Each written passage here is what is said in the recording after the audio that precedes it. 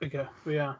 Ladies and gentlemen, welcome back to Stories Out of Time and Space. I'm your regular host, Scott Weatherly, and as always, I'm joined by Julian Darius. Julian, how are you doing? I'm doing well. I'm ready to report for duty, and I'll have you know that I'm a major, even if I look 12. Damn it, I'm taking that straight off the list. We'll jump into it in a minute. You've put me off guard with that one. Yes. I'm glad you will. I'm glad it's good. We're getting to this is the last episode of season 2. We've been through some ups and downs. I think generally we've sort of enjoyed pretty much everything that we've watched. You know, we've had some questions and some criticisms. This may be the first one this season where we do, I don't know strongly, but maybe disagree about a film. This is let's fight. Yeah, I think it makes for a good episode. It does. It will. This episode we are going to be covering Valerian and the City of a Thousand Planets, 2017, written and directed by Luc Besson, based on the comics of Pierre Christin and Jean-Claude Mézières. I'm going to pronounce that terribly. Starring Dane DeHaan, Cara Delevingne, Clive Owen, Rihanna, and Ethan Hawke. Simple story. Is it?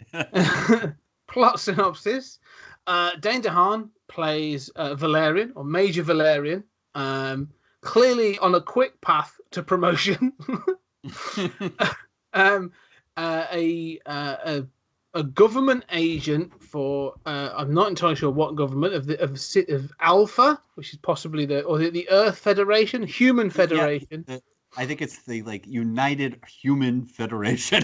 Yeah, which is something I'm going to be bringing up. Yes, I expect so.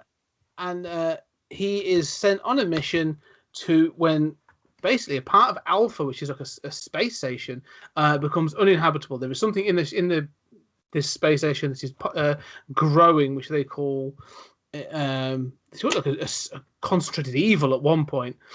And the mystery is, what the hell has this got to do with a dream that Valerian had at the start of the film? Not much, to be fair, in all honesty. It does, and it sort of does, but it sort of didn't need to happen at all. Well, I disagree with that right away. I think that, so first of all, I mean, the plot, I would say the plot starts with, essentially Valerian has this dream, but then the first mission is to collect this animal that somehow is able to replicate devices, right? It's like the Star Trek replicator, but it's organic, which is a cool idea. And, there's this VR thing that episode that's kind of got problems, and that's your in to what is their usual missions like. But then apparently they're supposed to take it to Alpha, this space station that has just grown and grown as different aliens have joined it. And it's a little like, if you remember Green Lantern Mosaic, where they have all these different alien cultures side by side, and they're living together, and it's chaotic. And then they encounter this conspiracy in this area that they can't go into, and it all is connected to his dream. And I think it is connected, right? I mean, it is aliens from the dream, and you find out what's happened to them since. But it is. But the fact that, I say, the dream sequence, I'm not so bothered about, because the dreams, it could have just been a flashback. But my problem is, and we'll get into it because there's some other bits in this film, we're jumping ahead a little bit, but the fact that he has that dream, and it's then divulged that there's a character within that dream who's a princess. Let's just call her Pocahontas for the for the sake of it, because this has got some incredible. I'm going to get into the themes of this.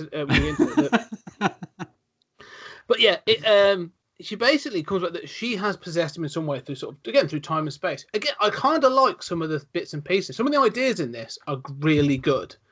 There's some really cool sci-fi ideas. But the fact of the matter is, her possessing him or giving him something doesn't seem to amount to much. Mm-hmm. It gives him some sort of a level of maybe empathy and compassion towards the alien race that when we find the climax and how they're trying to sort of regain their race and regain their planet or at least their way of life. And I'm okay, I can sort that, but that doesn't even pan out because then he says, "Well, I'm actually more committed to duty than to this thing that's given him empathy and all this other stuff." So it doesn't do it. It seems like a catalyst in order to give you a flashback, and that's about it. Yeah, there's some kind of like overtones of how, a sort of like almost trans issues of Valerian. We'll get into like gender. Like, I mean, this movie is very gendered in interesting ways. Um, but he does have this, female princess, Mm. her soul living inside him through the whole movie, and it's sort of released. And yeah, it doesn't really amount to a lot at the end there. It's just an idea. And I think that the thing about this movie is, I feel like it's Star Wars on acid. We Yeah. talked about like Meta Barons and how like Meta Barons has like an idea every page. And if you don't like an idea, chill out. You're going to get to the next page and there's going to be another idea. And this movie is so like that. Like, I mean, the amount of just manic, fever dream compression of ideas minute by minute. Some don't work. Some are beautiful. Most don't really work in the sense that they're not integrated into the universe in a convincing way. But there's still cool ideas and there's a cool visual attached. And you are just on a roller coaster ride of caffeine and hallucinogens. Oh yeah, no.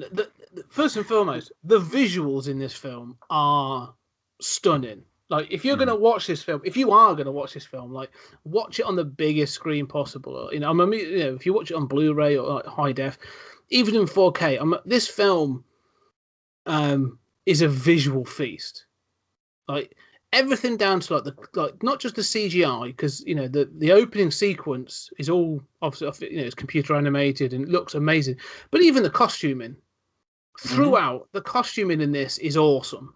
And I one of the things I love about Luc Besson, I'm a big fan of Fifth Element, and I love the fact that he obviously has a very European sensibility, being French. Like, he is gonna go out wild, and they do that in this film. Like, there's some like mad costumes in this, and I love that. That's something I do love, because it's like, yeah, it's 4,000 years in the future. Why wouldn't you have that, or why not? It's ridiculous, but fair play. And again, like I said, the visuals. I'm just trying to sort of like you say, even with the trans thing, I'm sort of there's you say that it has some interesting gender things, and it does, because you have this idea of the soul being in Valerian, and even in the end, when you meet the chief of the alien species that you've met at the beginning of the film, it's acknowledged as being a he, because they refer to the chief as a man. But the motion capture and the voice is provided by a female actress, which took me by surprise. I was like, oh, that's weird, but it's kind of cool. However, before that, when they first find out that he has a female soul inside him, Valerian's partner, what's her name? It's played by Cara Delevingne. Laureline. Laureline even makes a joke about, well, ladies first. And he's like, oh, ha, ha, ha. And I'm like, I'm not sure if you're making fun of Valerian or stereotyping female roles. Like, I was a bit like, I'm not sure. Yeah, well, I mean, I think I don't know why you isolate on that particular moment, because I think this movie is so filled with gender contradictions. Yeah. And contradictions in general, for sure. But I mean, okay, so let's back up. The movie opens with, and I will defend basically the first two sequences of this movie. If the movie ended there, I would say this is a 9 or 10 out of 10.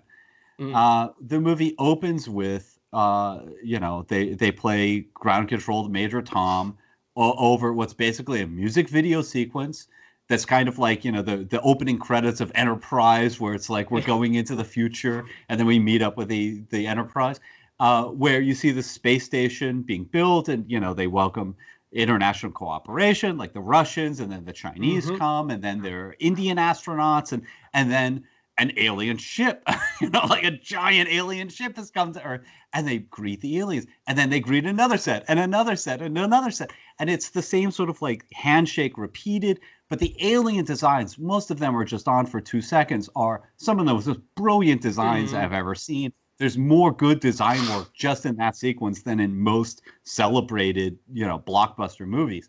And eventually the space station gets so big that, this makes no sense. Its mass is so great, it's got to leave Earth, and it just becomes like a floating moon-sized kind of thing heading out there. But that intro sequence is like, I mean, it's so mind-blowing. I remember seeing it on the big screen and just going, I don't know anything about this movie yet, but I love this sequence. And then instead of cutting to Valerian and Lorelei, you cut to this, the pearls on Planet Mule and no English. There's a few lines that are translated, but most isn't. And they have this culture that's built up around these, pearls and these cute little animals that you would first think are pets, but are actually integral to their culture. And it is some of the most amazing, just beautiful work I've ever seen in a movie depicting an alien race.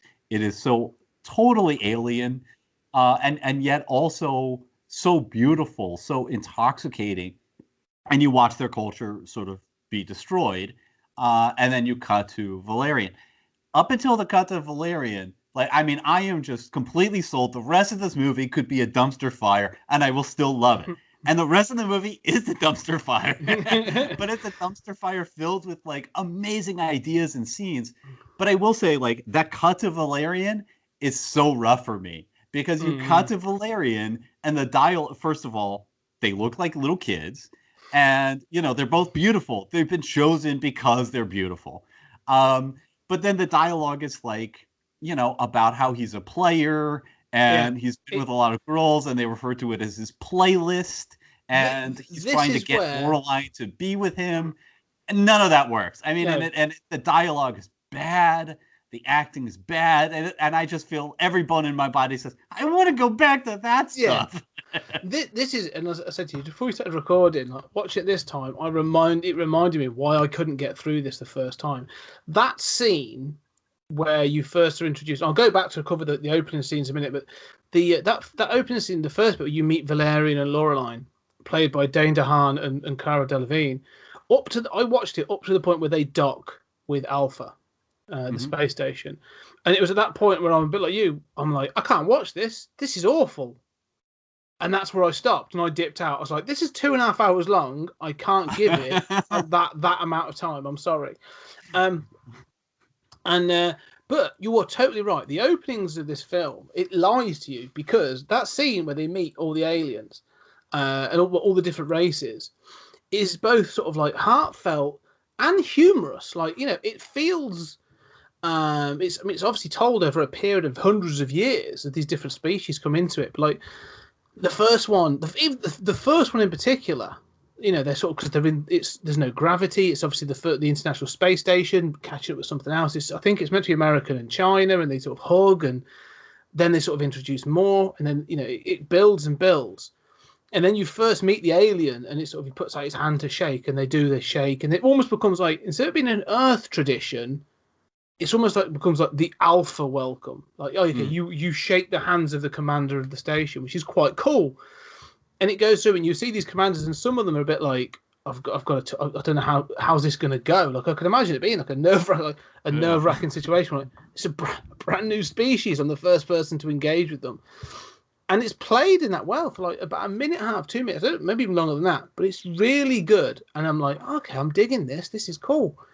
All right, maybe I've forgotten about this bit. I'm so focused on that Dane DeHaan and Cara Delevingne, and then you get that sequence, which to me parallels. Could easily parallel Avatar for sort of brilliance and stuff. The CGI and motion capture. It's obviously, I think, 10 years later, but the CGI and motion capture is great. The visuals are stunning. It's their culture laid out in the simplest possible way, but it gives you everything.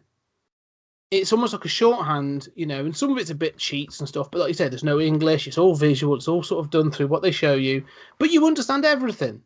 Maybe not the details, but you get enough to go, oh, okay, this is fascinating. And then, like you say, there's a big catastrophe. And all of a sudden I'm like, yeah, lost now. I have no idea what's going on at this point. They climb into a shuttle and then that seems to be taken away and stuff. And I'm like, yeah, I'm not entirely sure what's going on. And then I'm in my head, I'm going, I'm sure this will be explained, and it is, which is fine. Mm-hmm. But then the moment you jump into Valerian and Laureline, like you say, it's a hard left turn. Yes. And the change in quality too. I mean, like the most beautiful, the cool thing about the cut to Laureline and Valerian is just that they're in a VR. There's so much VR in this. I mean, the theme of surreality. That beach where they're just like on this little tiny island that's maybe like 40 feet wide, and it's beautiful, and they're beautiful. It's just the dialogue is terrible and the acting is terrible, but the change in quality from everything before that to that scene is so remarkable. I think that this is where the dialogue is clunky. It's really clunky. The two biggest problems I have is I'm not going to dump on either of them as actors because I've seen them elsewhere and be good. They're just in the wrong film. Because, I mean, there's a film called A Cure for Wellness, which is a bit like a Lovecraftian psychological horror film that Dane DeHaan's in. And he's great. He's really good in it. It's really creepy and it's really well done. And it's ace. Okay? So I've seen him do things and he's good. Cara Delevingne, she's beautiful. She was a former model. I've seen it in a couple of things where she's done okay. She doesn't have much range, and so unfortunately, both of them are so massively miscast that when I'm watching it, there's no chemistry between them at all ever. This film is so sort of devoid of flirtatious or even friends, any kind of friendship chemistry or anything, platonic chemistry or sort of, sexual chemistry. None. Yet this whole thing of them dancing around whether or not they should be married, I'm like, I'm not sure if this is supposed to be a joke or is this an ongoing relationship? Like, it's wooden as hell. And this, to me, was like, I know the dialogue's bad. However, even in this season, we have watched films that we've gone, that was a good fun. The dialogue was crap, but that so-and-so person pulled it off. And I'm watching this and thinking, Dane DeHaan should be played by Chris Hemsworth or Chris Pratt. So you need someone who's good looking. And this, not to say that Dane DeHaan isn't, I mean, he's not my type, but you would want, if you were going to play this, especially play it as they seem to want to play it, which is, he's a bit of a sort of like, he's brave and he's Captain Kirk, isn't he, basically? He's Kirk. He's a player. He's all about the sort of bravado, but he's got a heart of gold sort of thing. Like, you want someone who can play that and play the lunkhead a little bit. Like, I can see Chris Hemsworth pulling off that dialogue because he's got the comedy timing to do it. And then you need like a legitimately strong female presence who owns the screen to play Laureline. And if you had someone like I don't know. She's probably a bit older than him now. But I'm thinking, who was it? It was in Mad Max Fury Road. Yeah, I forgot. It's going to bother me now. And there's others as well. I mean, I'm thinking like even like Brie Larson or someone with a good, strong female lead presence would pull it off because they could have that sort of sarcastic humor and basically be strong enough to stand up to Valerian and sort of like so Charlize Theron there you go. I mean, brilliant actress. I mean, so about the casting, I mean, I think they're beautiful to look at, and so much of what the sort of, he epitomizes, I think, a sort of aesthetic of skinny guy, sort of feminized features, a very pretty form of masculinity. And I think that's very beautiful. I think that's a vision of the male physique that is a very beautiful vision, and it syncs with the film's display of the pearls, the aliens that we see that are all super thin, There's a kind of aesthetic to this movie. But I always think, okay, so the original comics that inspired this were a huge influence on Star Wars. He is Han Solo. And if you imagine all of his dialogue delivered by a young Harrison Ford, it would all work. Exactly. It would work great. And you could imagine him as the rugged kind of womanizer, who's brave and kind of, yeah, he does what he's told, but he plays it a little fast and loose. But I can't believe that this guy is that kind of womanizer. He's the kind, I want to see him on the Paris runway. I can't imagine, also they both look 20, maybe I'm old, but they both look like they're 20, and one's a major and one's a sergeant, and they don't have any, I object in so many movies where they just introduce like the last Predator movie where it's like, nah, that guy is not a soldier. Okay. That guy did not do 2 tours in Iraq. He does not walk that way. Not to be stereotypical, but there is a sort of like, I've seen fire, I've seen rain kind of presence that neither of them have. But watching it again, thinking of a young Harrison Ford in this movie, if you could go back in time, he'd be perfect. He would pull this off fantastically. I agree, and that's saying, and that's the sort of presence I think you want. And saying that, I was thinking, okay, if you maybe have to age up because she was so young, but then you go, okay, that's where Leia comes from. The sequence where where they have their argument on Hoth, and he's about when he's about to leave and stuff, like that's the chemistry you'd want for Valerian and Laureline. That's what I'm expecting. None of that exists in this film, and that's where I struggle with this film so much. Because the other thing as well is with Laureline. Laureline's a really interesting character in this film, or she could have been and should have been, because there's moments when she is badass. Like there's moments, there's a great moment where, and again, like the fight choreography is pretty good in this. There's some really well done bits, some great ideas I'll get to in a bit. But they're being sort of like arrested, and they've lost Valerian somewhere in Alpha. And so she's been taken into custody, and they haven't cuffed her. And she says, "You should probably cuff me because I've got a strong urge to escape." And they're sort of like, "Oh, okay." And then when they go to cuff her, she beats them up and escapes. And she's like, "Bad luck, guys." That whole scene, I'm like, oh, "Okay, yeah, she's really cool. Like she should be able. She can handle herself." And then later on, she is literally put into a wedding dress, and then sits there screaming for Valerian. And I'm like, make up your mind. Like, is she supposed to be the strong, independent woman, or is she supposed to be the damsel in distress? Like, she's one or the other. But from scene to scene, she seems to they want her or need her to fill both. But again, it doesn't need to be that way. The scene towards the end, she's captured, and she is literally being served up as food. Again, it looks great. It's quite funny. She's having lemon drizzled over her head, and her head's about to be cut open. I think it's brilliantly done. Yeah, but then she starts screaming for Valerian, and I'm thinking again, like, no. Like, even I'm thinking, like, she wouldn't do that. Well, I mean, she's also fought with him. She has this, like you pointed to that sort of badass action sequence. She has defied orders and found him and saved his life.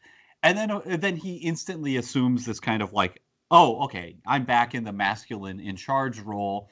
But I think this movie is confused and fascinatingly confused in terms of its gender politics. That, he is proposing marriage to her, and when you first meet them, it doesn't really make sense. There's no indication that they previously had a relationship.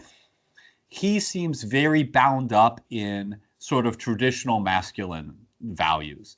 He wants to be, we're told he's courageous. We're told he's a womanizer. It's kind of hard to believe, but we're told those things. He defies orders, yet at the end wants to take the creature and follow orders. And he doesn't like you mentioned, that he's teased that having a woman inside him, role reversal. He doesn't like that. She, on the other hand, in the comics, she's a strong character, but there is a sort of my feeling is always that there's a vestige of earlier kind of like French machismo in this movie, that then there's a layer of no, we got to make her strong, make her beat some people up. I mean, she is a very strong character who, as you say, reverts to kind of damsel in distress in the next scene. And the movie is, I mean, I think one of the worst aspects of this movie is that it ends with that terrible song about like, be a man, I gotta be a man, which it's basically the same ending as The Fifth Element, which I'm also a big fan of, where, the couple has sex, secluded from the rest of the world, except there's less chemistry here. But it's interesting, it works. And instead of cutting to like a Little Light, which is a great song, you cut to Be a Man, which again, like, okay, so is being a man part of his problem? That he can't let go of this macho bullshit, and obviously she's just as capable as he is, except when she's not. I don't know. It's like there's a layer of not just feminist politics, but also a layer of sort of commercial blockbusters. Especially that action sequence. It's like, oh, that's Black Widow. Oh, that's we've seen that before. I kind of hate those, I'm badass kind of scenes, but it's done well. But I do feel as if, so I think that the gender politics are infected by sort of, it has this weird layering where I'm not sure if the original layer would have been better to commit to, or the revised sort of more feminist layer, be consistent, would have been better. I don't know. It's what I find most bizarre about this, though, and in fact, the two things is, well, firstly, it's not just the inconsistency of the gender politics; it's the inconsistencies of the characters themselves. Because there's a scene at the beginning which is sort of, it's the typical thing of like, here's how the team works successfully. Here's the successful heist, so that when we do the other action, you can sort of make the comparison. So they go to a market which is an interdimensional market, which again, great idea, right? Awesome. You have to wear this headgear to see it, and these gloves to touch things, and then you have to pass it through a machine for it to enter our dimension so that you can take it home. Apart from the fact that the scene is loaded, like, is it probably about 20 minutes? I don't know how long it is, but it's too long, because not only are you following the heroes, you get the exposition dumped by basically having tourists taken to it. Which could easily have been done a different way, but like it just lasts too long, and you're following this sort of atypical tourist couple that buy a bunch of crap. But I love the idea, and I love some of the stuff that goes with it, and the scene works really well to an extent, because it ends with Valerian sort of like holding up a transaction between the aliens from Planet Mule and this thing voiced by, I think, by John Goodman, which it sounds like him, yeah. And so I'm always happy when John Goodman gets work, because I think he's ace. But so watching that, and I'm like, okay, this is all going well. And then it sort of breaks, and there's this idea of like he's got a piece of thing that he's put his arm through, so he is reaching through dimensions, because then he could put a gun to someone's head and stuff. And I'm like, great idea, loving this so far. All this is excellent. And then it like results in a chase, for him to get away. But again, within all this, whilst he's doing all this other stuff and he's distracted by things, and he's sort of, he's a bit like, not so much I don't play by the rules, but he's a bit of a, I don't know, he's supposed to be slightly like a bit of a kidder and stuff like that. Loreline's all business. Like, she comes in and she's like, I'm on your 6, here it is, done it, and she's out. And she's been sort of like slightly flirting with the soldiers outside. But that whole scene, that first scene, you go, okay, she's the professional. He's the sort of the ballsy one that gets stuff done, puts himself in the line of fire. And then it results in a chase, and you're sort of thinking, this is just showing him being a little bit incompetent. But okay, I'm willing to go with it. And again, he gets away with things. And she ends up coming in and shows her technical skills by getting him out of the thing and saving him. And I'm thinking, okay, that's how this works then. He's going to end up being the damsel in distress, and she's the one that comes to the rescue, and that's going to be the sort of the role reversal thing. Literally goes away in the next scene. Yeah. Like, I'm like, those characters you set up, literally they just dissipate throughout the film until the end of this. At the end of it, she's sort of going on about how what love means and what it's all about to be this. And I'm fine. I don't mind that being the theme, but that wasn't the character you gave me at the start of the film. You are 100% correct, and I do love the love speech. I mean, it's one of several moments where I genuinely feel something in this film. But I mean, you're right. Essentially, character doesn't matter. You know, I don't believe character matters.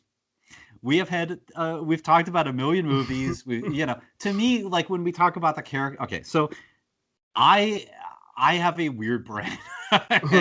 To me, when we talk about like a character's arc, right? To me, that's a function of plot. That's a like a geometric thing, and I can see in my mind, the points along that arc and how it connects, and okay, so Dread has the more limited curve, but it goes here and goes there. That's an element of plot to me. There's an almost like robotic thing about it. And that doesn't mean that I don't care about characters, but I care about them in a different way than other people who feel like in love with characters. And sometimes I think that, my brain, sort of has Aspergery strains to it. I like computers a lot more than I do people, but I do feel as if this whole movie feels like, so I have a theory about this movie. Yeah, go for it. Like Luc Besson, I mean, who I think obviously we both like. He's a genius. The French Steven Spielberg. He made a production company. When I taught French, I would always tell my French students, like, the movie Taken, that is what the French think about us. Okay, that's a French production company. Forget Dread being a version of America. That is what the French think we want to see. We want to see torture, badass guy. And they were right. It was a big hit. They weren't wrong. Right. So, I mean, I think that, you mentioned Avatar. I think Avatar is a horrible movie. I mean, I mean, just horrible. And I think this is way more beautiful than Avatar. Avatar has beautiful sequences, but, Avatar, I don't know. I mean, it doesn't work for me. But I think that this movie is very much like a reaction of Luc Besson looking at, because he wrote this as well as directed it, he's looking at current blockbusters. And when you and I have talked about these current blockbusters, they're filled with just dumb stuff. There's not a scene in Guardians of the Galaxy that fucking makes sense. Okay. I mean, it's just a clusterfuck, but it's fun, right? And, I think that there's this like letting go of it making sense and just enjoying that, hey, we're on an asteroid shaped like a giant alien's head. Nah, that's cool. Let's see what you do with that. And I think that this movie, it's almost like it's looked at those things in American blockbusters and it said, you know what? We can do that one better. We're going to do that squared, right? We're going to have a million ideas, a million brilliant visuals, a million chase sequences. Nothing ever lets up in this movie. There are enough movies for a trilogy of enough ideas for a trilogy of movies in this movie, all jammed together. And ultimately, the character doesn't matter. Most of the plot is just stuff getting from point A to point B. But there's literally a sequence where I love this so much to find Valerian, right? Laureline goes and finds like a Captain Ahab dude who like looks like Alan Moore, but like with cyberpunk stuff, and he's like in this little submarine, and then they go get a jellyfish off of these giant whales that then attack them, kind of like Star Wars style. But if you're not into that, don't worry, because it'll be a totally different movie in a minute. And then they take the jellyfish and they make crystal clear that Laureline has a psychic experience by inserting her head into a jellyfish rectum. What's on her? I mean, it's like the trippiest this is like the trippiest, most bizarre. Like that alone, if that were the worst movie in the world, I'd be like, I have to see that. That's amazing. Like it's so filled with crazy, beautiful ideas. Some of them work, some of them are uncomfortably bad, or work and are kind of uncomfortably bad. But at the end of it, I think, well, I have forgiven all of those things in other movies. This is just the movie that says, hey, we're going to take that ability that you have to forgive it if it's interesting and fun. We're going to assume that because every blockbuster seems to do that. Let's assume that, and let's turn that dial up to 11. And I kind of love that, and I do think it's a mess, absolutely. But it's a delightful, weird brain kind of product mess. You are right, and weirdly, this film works best when Dehaan and Delavigne are separated. When they are doing their own thing, this film seems to work better. And there are, if anything, this film isn't a film. It's not a there's a plot to some degree, and it's just a MacGuffin. It's sort of like, okay, here's the MacGuffin, and now we've got to do this and this. This film is a collection of skits, and that's it. Because each skit seems to end, and then they're like, and now we're going to go do this. The two things that bring that home to me the most is, firstly, the introduction to Alpha.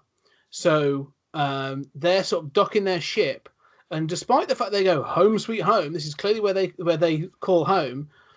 The computer seems to give them a rundown of what Alpha is and who's on it, and even I'm like, I don't get that when I pull up at my house. I don't go, well, this house was built in 1977 and has 3 tenants, and it's just bizarre. But even the information that the computer gives them doesn't pay off in the film. So they talk about this stuff of there's the little gold robots that you've seen in the trailer, which is, again, great. They control the economy and banking. And I'm like, right, I'm going to remember that because that's clearly going to come up at some point. Nope. And then just west of those is this west. It says west. Where's north? You haven't got. I know. You're traveling through space. Just west of those is basically where the sort of the living quarters are, where all these things live together. Okay, so he's going to have to travel to that point. So you're going to have to know that is at least that. Nope, doesn't come up again. And then he stops it, and I'm like, and it never comes up again. Cut that. Waste of time. And then the other one is there's a scene where he has to travel directly to something. So he's breaking through walls and he's going through all these different environments. And all I'm thinking is the damage you are doing to these environments right now is catastrophic. But it's basically going, all it wants to show you is we've got this weird bubble environment, then an ocean environment, then a technical environment, and then he goes out the side of he goes outside the ship. And he's out in space, and he's falling. And all I'm going in my head is, that's not how space works. Firstly, I'm like, because they find out that the reason he was sent is because it was 18 instead of 81. Mm-hmm. But then he's falling down the side of Alpha, and I'm like, you're in space. It's not. Which way are you falling? Because that doesn't. And so anyway, and so again, I'm like, okay.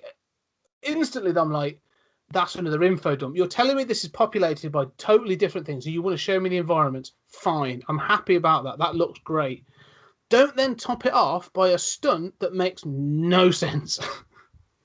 Yeah, I will say you're right. I will say that, as far as things that irritate me, it's possible that, the gravity field, there does seem to be, a stable gravity field where down is always down on the station. It's possible that that extends a little beyond the station. 10 feet would do it.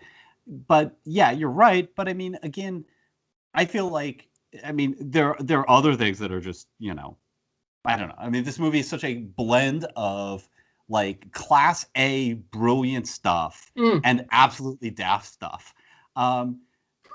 When she's healing the creature after they've caught it in the big market, she says, "Are you ready for a uranium treatment?" What? You meet the Human Federation. Most of them are not human. There are just things like that. But again, I was talking about like this is like some version of a blockbuster. The smashing through stuff. It's like I've seen that a million times. You know, Superman, Hulk, all of them are constantly smashing through buildings, and I'm constantly sitting there going like, yeah, you know, you just killed about 50 people, and that's never going to be addressed in the movie. Here, he's smashing through walls, and I'm like, well, you know, okay. But and that is an amazing scene because, you know, he, first of all, it's not important that this armor can do this. It will never return, right? But he's smashing through walls. And at one point, you're seeing like a landscape that's like strawberries everywhere, you know? And then he's in the underwater thing, and you're like, wasn't that close to those gold robots that handle the economy? Doesn't matter. He's got, you know, jets in the, you know, and then he's shooting through the water in the jet. You know, okay, just relax and enjoy the ride. None of this is going to make sense. All that's important about that introduction of Alpha is this idea of the city of 1,000 planets. This idea of Green Lantern mosaic. They're just jumbled together. They act where anything is doesn't really matter. And yeah, there is this problem. I mean, even back to the big market where they use these ball bearings that somehow have enormous weight to, like, you know, attach to somebody and weigh them down. That's a cool idea. You think that technology, like the booster jets in his suit, might be important later. Nope. None of this will ever be referenced again. It's just an acid trip. It's a series of skits. It's a series of skits. And again, like I say, that thing of him breaking through the walls, I actually really like that scene because you're right. It is, like I say, I've seen it a million times and all these other things. And I'm okay with that. And like I say, the fact he's doing all this damage, I let slide because of exactly what it is. Even he calls it out and it's like, this isn't the safest way. And she's like, it's the most direct way. So it's not that. It's the fact that he then goes into space and falls that I was like, if you're going to do all this other stuff, at least, like, what the end result of what they achieve with that scene, you know, with him falling, could easily have been achieved by just him drifting into space. And the spaceship having to go and get him. Like, the same thing could still be achieved. Absolutely. Just it's this thing of, like, we say it on so many episodes. Minor tweaks. Right, that final panel, my armor's broken. I'm depressurizing, get here fast. Change what the ticking clock is, and he can just be drifting in space, and I'm like, now I'm happy. It makes sense. I'm not so worried about it. But just because he falls, I'm like, where's the gravity coming from? This doesn't make sense. It just bothers me a little. But they do this repeatedly throughout the film, and these, like you say, they do something really cool, and then they're a bit like, no one's paying attention, and you're sort of like, well, back to like the big market. I mean, I love that idea. You know, I mean, that's something that's straight out of Star Wars, right? How awesome would that be, right? We'd love it in Star Wars. But I love the hand thing. You know, it's like half of the glove is in one dimension, the other is in the other, and you just have a floating gun hand. You know, like, it's so trippy and so weird and so awesome. But then you see this movie consistently has a problem with how VR works. You know, like, you see the big market and it's like, you know, I don't know, like 100 stories and canyons of market. And then you see the people and they're just wandering around the flat desert landscape. And you're like, how did they go up and down? You know, and then you see at one point during the chase sequence, you see Valerian running up a car. And, you know, and you think, okay, that's interesting. So if he smacked into a wall, would he also smack into, is there a wall in the desert? No. Why is this one object? So that kind of establishes there is a correlation there, but then there's not. Then he makes himself fall down a grate, and that's the one time where you fall. It's like, okay, so this is the one spot in the desert that has a grate in it. What would happen if you went down in any other spot? And then like a minute later, he's kicking somebody with his holographic legs that aren't really there. I mean, it is a mess. It is. It's such a cool idea. It is. And it's got great visuals. And, you know, there's another guy at the same time who's being controlled by a different kind of VR interface. Yeah. It's so chock filled with ideas and zany stuff. And you're right, like The Falling, there's stuff like that I'm watching and I'm like, yeah, this is really stupid. Well, but I still love it. That thing through the grate is as another one. But weirdly, I let that whole desert sequence. I let go because I do enjoy it because there's so much there that does work.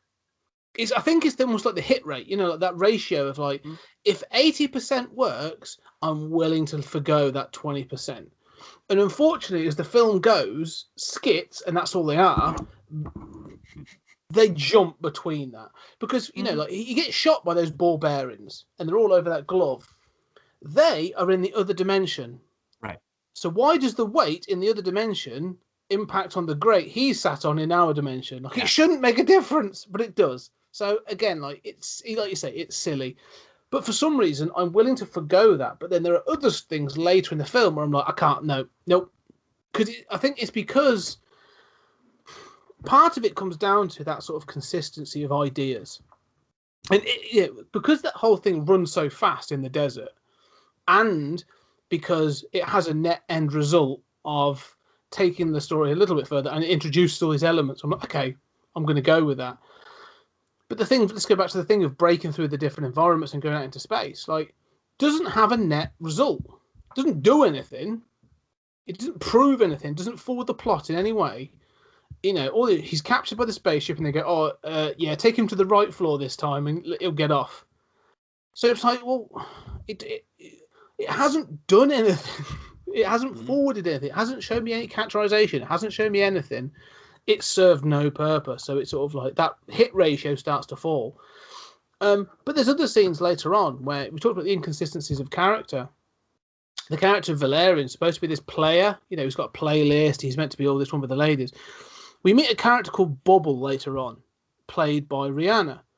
And so, like, and to be fair, in a film, when you're saying that Rihanna is one of the better characters in a film, I think we have a problem. But she's actually pretty good in this. I actually quite like the idea. And as we get to learn more about her character, this idea of Bubble and the fact that she's a non-entity, like she's literally this thing, can be anything you want. And that dance sequence is really cool. Really cool. So she can whip and she changes from one outfit to the next and all this other stuff. And she can be whoever she wants to be. And again, that's utilized several times in the plot. So I'm like, good, I'm going to go with that. It helps the plot forward. It's going to take me places. But when she sort of comes up to Valerian and she's sort of all on him, he looks terrified all of a sudden. And I'm like, wait a minute, aren't you the player? Kirk wouldn't be bloody terrified. Han Solo wouldn't be terrified. They'd be like, I'm really tempted, but I can't right now. But he's almost like, women, females. I don't know. It just feels like a completely different character at that point. And I don't know if it's Dahana the way he does it or what. But I didn't pick up on that being as incongruous. I mean, but I'm not saying you're wrong. You may be. I don't know. I mean, I sort of feel like so many blockbusters have these problems. They're inconsistent. The characters are inconsistent. There are plenty of scenes. I mean, look, I know I always harp on it, but I mean, the entire plot of Last Jedi is one giant, I'm falling in space. Okay. So, and some people like that movie, apparently. That movie has 3 separate climaxes, all of which negate themselves as soon as they're done. What was you didn't need to go to the gambling planet. I mean, so to me, nothing in this movie is essential. It's just it's a bunch of ideas. It's a bunch of visuals. I mean, you mentioned Rihanna, and I think, it's a fantastic sequence. I remember seeing this in theaters and being really uncomfortable. And this movie, and I like that, actually. Like, I was really uncomfortable during that dance, and I was thinking, like, this is really beautifully choreographed. It's fantastic. I also have that voice in my head that says, like in a lot of sci-fi movies, why are all the things that are like sexy to you from the 20th century? Like there's no like weird blue alien where it's like, oh, everybody's fetishized those blue aliens for 200 years. That never has happened, right? I mean, but that's common to a lot of sci-fi. But then I was in a movie theater and I'm like, this is a blockbuster action movie, and there's a weird like semi-striptease number, in the middle of it. That it's just like, okay, it's French, it's okay, it's okay. But it doesn't. That I mean, yeah, you say it makes sense for the plot, but we don't need a 10-minute, or 5-minute striptease scene, and shooting the guy who's kept her, and like the idea that she has no identity. Like, I don't know what killed her. They go down a garbage chute, right? Yeah. Again, very Star Wars. And then they're like, oh, she's been mortally wounded. She's a slime mold, what mortally wounded her? But then they have this like tearful goodbye, and then they just move on to the next episode. I don't know what mortally wounded her. She says as she's dying, like, I have no identity, right? And she's pleased that he liked her performance. She seems oddly, in a sort of sexist way, really pleased that she gave this guy an erection or whatever. But I mean, that seems so uncomfortable, but also like it's a fascinating idea that she has no identity. But that doesn't make sense, because even if you're a shape changer, you could still have an identity. But she's also been a prisoner her whole life. There's a lot of incongruous ideas here. I love that idea of an alien species that doesn't have an identity. It's tied to this brilliant choreography. Ultimately, I've got problems with it, but I can ignore that because in 30 seconds, there's going to be another amazing thing that I'm going to have to deal with. Well, I think that's the thing. Again, I did like that, the sequence. I think she's good. I like the idea of her, like this thing. Again, like I've seen Deep Space Nine. We know that something that can, that is basically an amorphous blob can have an identity. We've seen Odo. We know that works. So again, it's not an idea. It's not a new idea, but it's interesting the way this idea of her being basically a sex slave. Like she's been in the sort of like some trafficking system.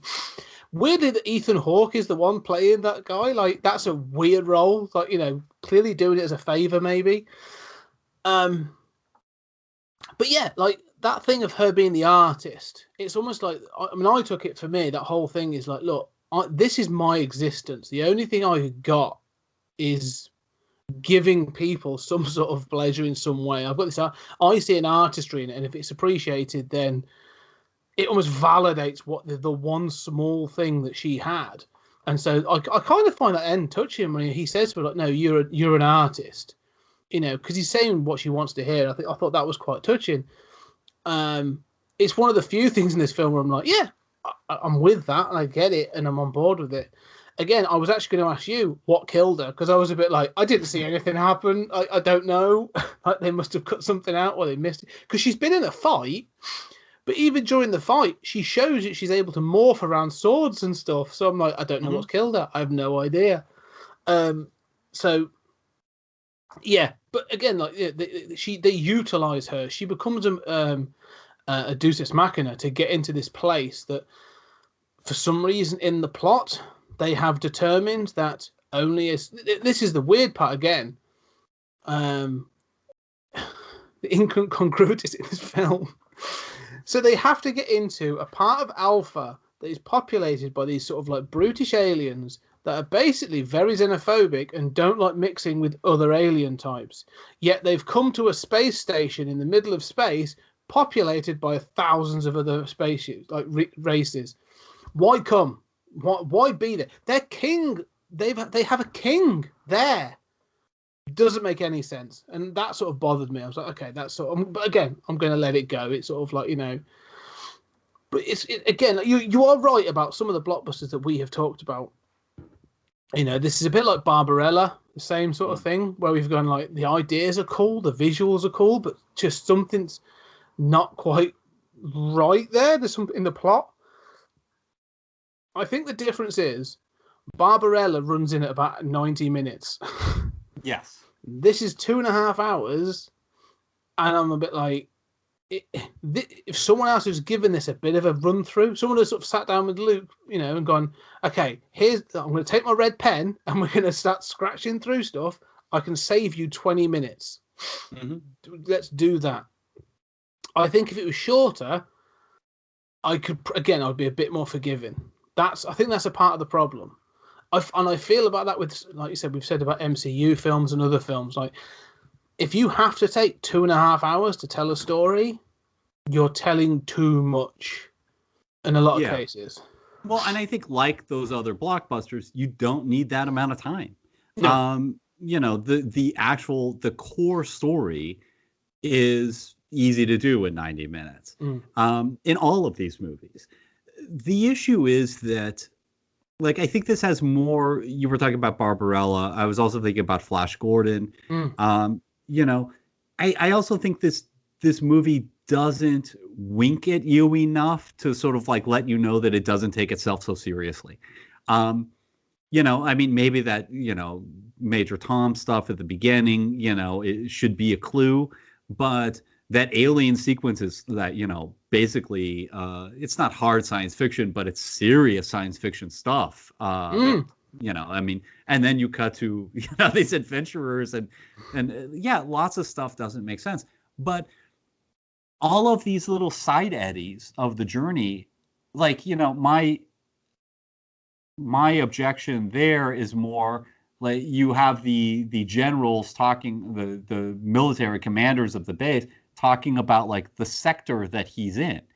It seems like it's two shops at a wall, this, one is like the sex entertainment district and one is this like alien district that doesn't let foreigners in and is run by a king. I mean, ultimately, the concept of Alpha, of the city of 1,000 planets, is just an excuse to do anything. It's an excuse to, and whereas with other movies, I would object to that. And I would say, like the fact that you are on you think this is science fiction, so you can get away with anything. I usually object to that. Here, I know they're doing it, but I don't object to it as much because it's so fast. And you're right. I do think it would be a lot better movie 30 minutes less, even 45. But you cut that whole Rihanna sequence. You don't need to, he could just slip in to that alien section run by the king. You don't need that whole sex stuff. None of that is important really to the plot, but it's important to give you that show. And if you think that show is justifies itself, is its own reward, then this is the movie for you. I think watching a model playing a agent in a space force put a giant jellyfish over her head, as she has hallucinations, is worth the price of admission. I mean, I love this stuff. I admit, it's all a jumble, but I agree. I just think, again, like I say, if this had stronger central casting, I think some of this would come off better. Because I think the other thing as well is Cara Delevingne, she's beautiful and all that kind of stuff, and whatever. There are lots and lots of beautiful women in Hollywood. But the problem with Cara Delevingne is, and I hate to get into this sort of these things, but 90% of the film, she looks disinterested. Like she's wearing her resting bitch face. Do you know what I mean? Like she just looks like I know what she's trying to go for. I know she's going for that sort of, I'm the sort of the serious one, or whatever. But like it just comes across as sort of, and it doesn't even come across as annoyed or anything. She's just slightly peeved that she has to be doing this. And then she tries to stretch herself and she'll do something, and I'm like, oh, emotion. Okay, okay, what's she gonna do now? Oh, she's just gonna shout Valerian, and I'm like, oh, for God's sake, like it just.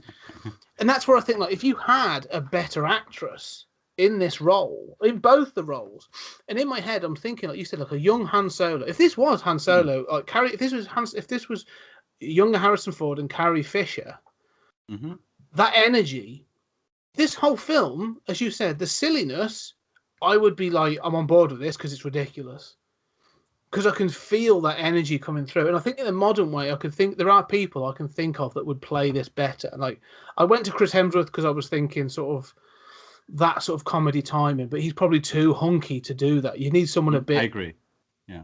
You need someone a little bit different. But like, there are people that could play this and play it perfect. I mean, to me, Valerian feels like Shatner's Kirk. in a little bit of a way, like so, like even like Chris Pine playing it, like but you want that wink and a nod to you want this to be that wink and a nod to the audience where you go, these two central characters, you're following them through a bit like when you and I have talked about two films that that struck me whilst watching this film. You've already mentioned one was Flash Gordon. And in that film, the fact that everybody plays it relatively straight, but it's incredibly camp and crazy, works because everybody in their roles seems to be cast perfectly. Like Max von Sydow was Ming, through to Timothy Dalton, and all that. Brilliant, works really well. It's ridiculous and stupid, and there's things that film that Brian Blessed, right, as Hawkman, just sort of like is ridiculous. But it's Brian Blessed in gold wings. So I'm like, all right, but why am I with that but not with this? That's the question. But that's what I find this movie forces you to confront. Yeah. And I think it's partly down to the casting of these things, because then I thought about Baron Munchausen. Mm-hmm. And again, I was thinking of this, again, these sorts of films that become almost like a travelogue of lunacy. Do you know what I mean? It's because that's what Munchausen is. And then I was thinking, so why do I enjoy? And again, we acknowledge that Munchausen has massive problems in some scenes and stuff. Like some of that just doesn't work. Mm-hmm. Other scenes I love and I adore that scene. And again, I was thinking, why is it that I'll accept that Baron Munchausen will go to the moon to find one of his best friends and confront a couple that live on the moon, and one of them has a head that detaches and stuff? It's because it's played by Robin Williams, and it's all the energy that goes with that. And the guy that plays Munchausen is perfect. And you've got Eric Idle in there, and I've got this, and I've got that, and I'm like, okay, that's what it is. Firstly, I find that both those films hit are still more consistent than this film. And if you know what I mean, in that sort of idea. And we've said about character, yes, the characters are a bit up and down in those films, but at least with Flash Gordon, they were like, we are basically going for basically a disco classic, and it's going to look like that, and we're going to stick to that, and that's what we're going for. Perfect. It looks the part. And the same with Munchausen. We're going for some fevered Napoleonic dream. Awesome. Let's go with that. This film, like I say, if they've just stuck, the tone's fine, but the fact it's there's so much else jumping up and down that I think like Luc Besson's going, I want to get these themes in, and I want to get this message across, yet I want to do these crazy scenes as well, causes this too much of a mixture that it sort of starts to fall apart. However, like you say, if the central cast was right, I think this film would jump up. I think this film would be a cult classic. Mm-hmm. It still might do, but I still think you needed an over-the-top, or you need Valerian to be either too ballsy, in a Shatner way, or to be a little bit more comedic. The only person I think gets what this film is Clive Owen. Mm. Yeah, I don't know. I find Clive Owen even. I love Clive Owen and other stuff. I find him. I'm so aware that he's Clive Owen. Like in a weird way. Like, I mean, if this had those, like, I'm not aware. Oh yeah, that's Rihanna. Like, I'm not so conscious of that because half the time that character is in other forms. Yeah. I don't know. I mean, Clive Owen is, he's playing it sort of campy, but I don't know that I love his performance in this. And I'm so conscious of the fact that it's Clive Owen. I think what you're saying is entirely correct. And I think that it represents a sort of concern for characters and a concern for actors. And I will be able to watch those films and, I will have the same reaction. But maybe it's like,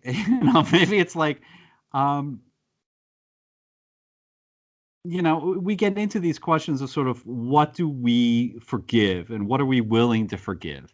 And so many of the films that we've selected have been movies that we admit major flaws to, but that we like, or that, are fun. And there's tons of stuff that doesn't make sense or is faulty. I feel like, this is a movie that sure has more than its fair share of that, but because of the speed and because of the aesthetics, I'm willing to go along with those things. And I think that I would prefer other actors. I agree with you. But I have seen performances that have won Oscars and that other people will praise, and I'll be like, yeah, he's basically just walking through that. I mean, all he's doing is the male equivalent of resting bitch face, I mean, and he won an Academy Award because it's such a reserved performance, so and the other thing is, like, all of these, like, plot elements that these little things that irritate you and pull you out of it. To me, when we talk about these movies, we see them in everything. They're in, and we just choose to forgive them or not. And there are some movies where we disagree, and I can get kicked out and you not, or vice versa. But for me, like, think about, like, the end of Guardians of the Galaxy, where the entire plot depends on this thing not touching the surface. But it's not touching the surface because it's being held by a person who's wearing shoes. It's not, like, how does this work? It's contacting air. Air is just other molecules. I mean, but the entire plot depends on that. And now you're in a video game where don't let that touch the surface. And that's going to be crucial for the last 45 frustrating, terrible, agonizing minutes of the movie. In this movie, it has the exact same, like, this movie would have that exact same flaw. It probably has 20 flaws on that level, but none of them are important for more than 2 minutes at a time. And so I recognize what it's doing. I see that. I recognize that's a failure, but then I'm on to the next show. And I find once I've let go of, it's hard for me to let go of that nitpicky, part of me. But once I let go of that, I'm just on a roller coaster ride of visuals and ideas, and some work and some make me uncomfortable. But I'm definitely amused. I'm definitely engaged. I'm definitely feeling something or thinking something every step of the way. And so for me, it works on that level. Not that it's not a mess. I mean, I admit. No, yeah. I think we both agree on that. I think you say about engaged. And I think this is where we've both sort of come to in the past, is that ideas stimulate you. Like obviously that's what you're getting in this, and this is filled with ideas. And again, I think some of that is inconsistent, and some of it's a bit weird. But even for me, it's the characters I get engaged with. The characters, I want to feel something. So when Bubble dies, and she gets that set fair that farewell, that sort of send off in the film. I'm a bit I do feel something, because I'm like, okay, she's been given a send off, and she's actually been if she has been injured, she has sacrificed herself for the greater good. Like, she has now been appreciated as an artist, that she wanted to do something more, so she was sort of thrust into that moment of replicating one of those other aliens, and actually helped out, and weirdly defends Laureline by saying, weirdly saying, like, she's a woman in a weird way. It's a very odd scene, and again, that scene with all the fighting in, that sort of very much felt to me like, well, let's do the prom actually. We'll come to a minute, but that felt to me like John Carter. Like, I was watching that fight with those big aliens, and I was like, oh, I've seen this. This is John Carter. This is with the swords swirling around and all that sort of stuff. I was like, all right, this is the end of John Carter. And we were saying then that was messy. And I'm like, okay, well, this is still messy. It's still fun to watch, but it's messy. But I'm going to give it that.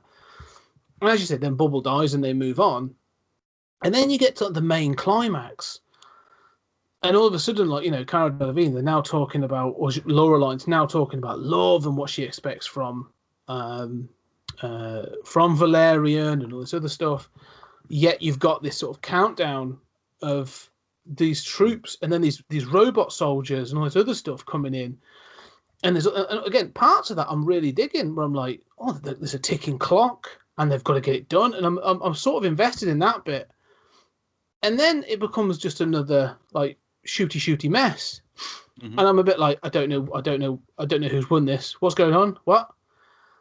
Because again, the aesthetics of this film are great. The visuals are great. The one time the visuals aren't great is the fact that, strangely, from a distance, those robots look a lot like the soldiers. Mm-hmm. And so it all becomes this sort of like slightly silhouetted characters shooting at each other. But I love the fact that they're all in black and they're the baddies, and then the aliens from Planet Mule are all stood there, completely unarmed, at this wall protecting that sort of barrier into their ship. And again, the peaceful nature of it, and I'm like, that scene to me, I'm like, this is cool. Okay, I'm getting some of the themes. You know, I love the fact that the chief, acknowledged as a man, is actually most captured and voiced by a woman. It's some really good ideas are coming through this. I'm like, okay, I'm cool with this. So the finale has got more consistency in that little scene. Look, this is what I'm saying about skits. Take away all the adventure, and they bring in the tension again. And I'm getting back to, like, this is reminding me of why I like Luc Besson. Mm-hmm. There's bits in that finale that I'm like, this is cool. All right, I'm in again. Some of the shit in the middle can go away. Yeah. This is where he thrives, in doing some of these bits and pieces. It's weird and it still looks good, but but they're focusing in on it.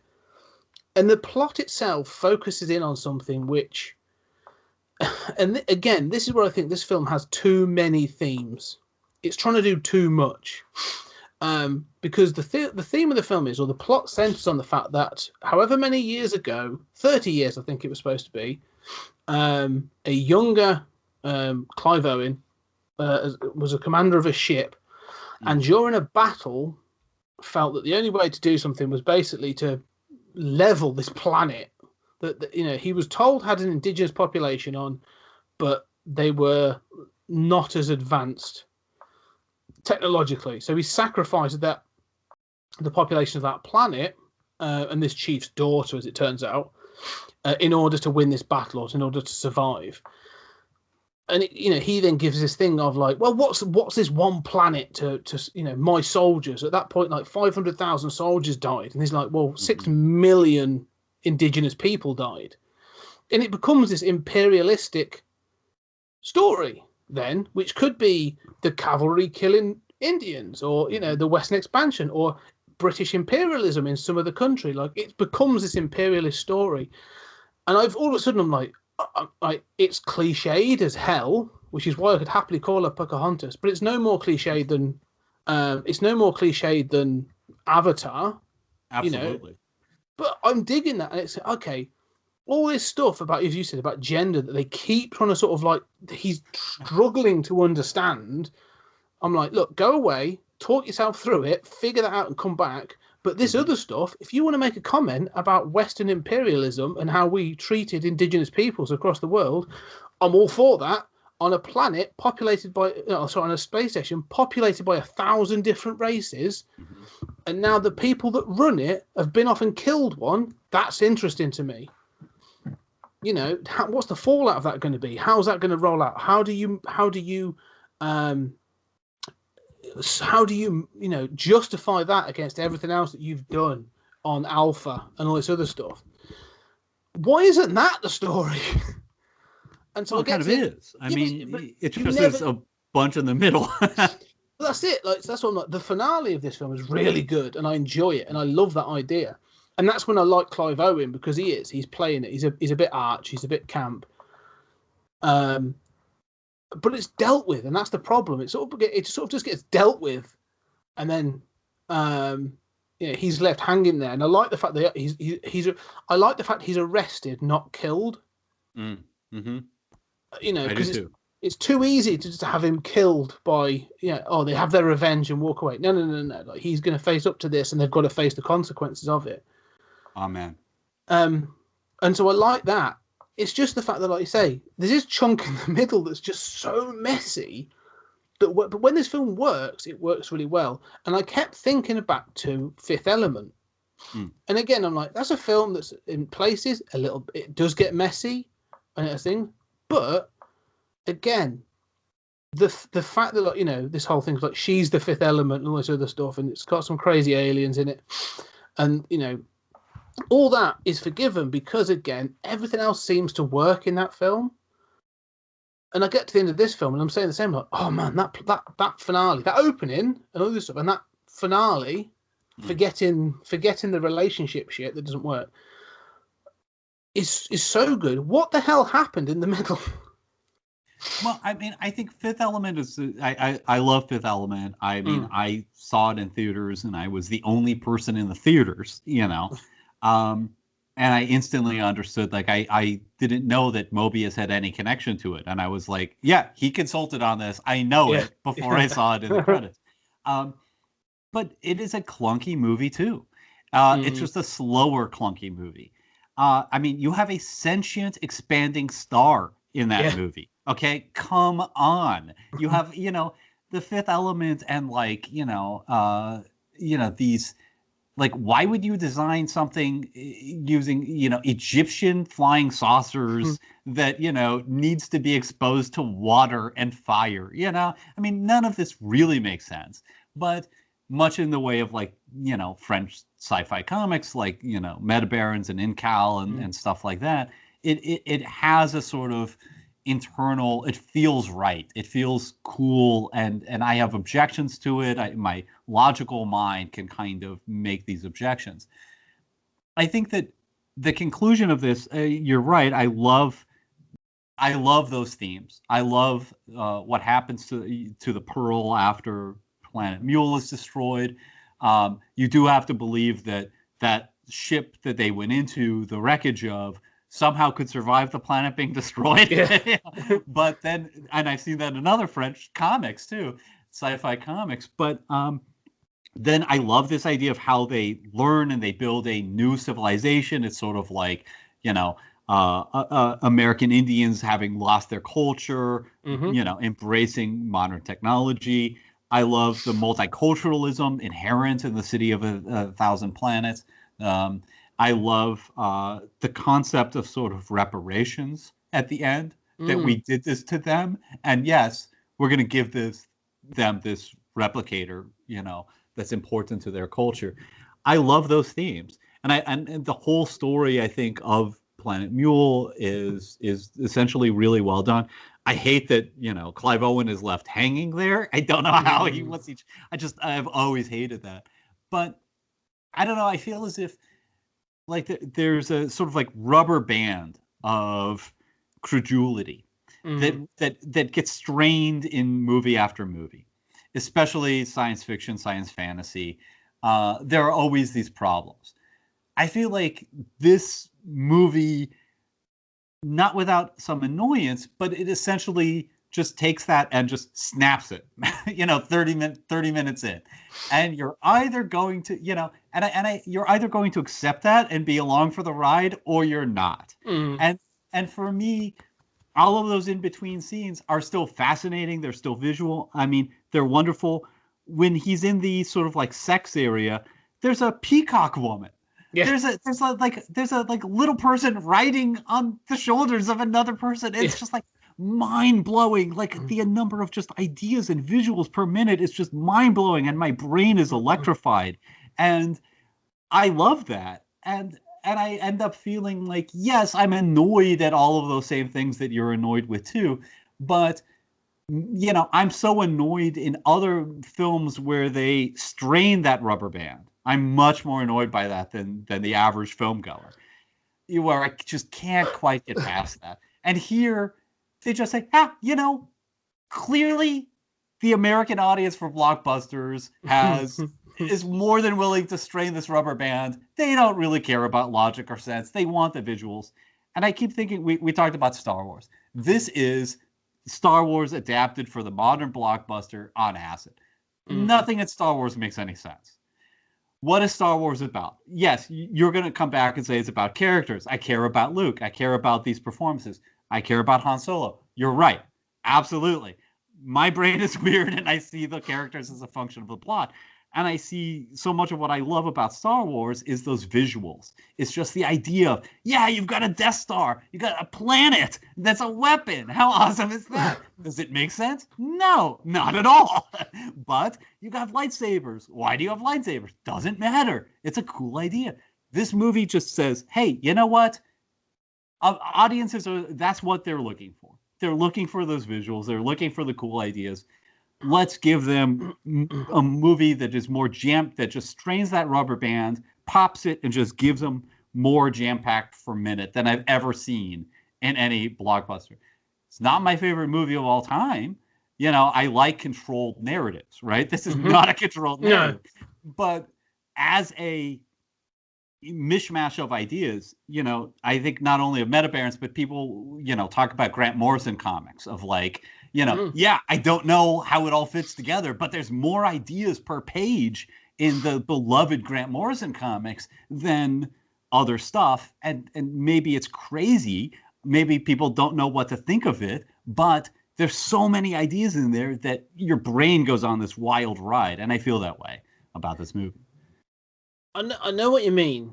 Unfortunately, I do. Because, again, if you take this as a series of skits, and I was to choose one of those skits, one of those sketches, a section, because we've literally just referred to them as sections. Okay, there's the Rihanna section, and there's sort of, the other, the section where he's exploring Alpha, and then there's the finale. Like, if you were to take just one or two, you can pull that out and go, I'm going to watch that little bit. There's 10-minute section that I'm going to watch.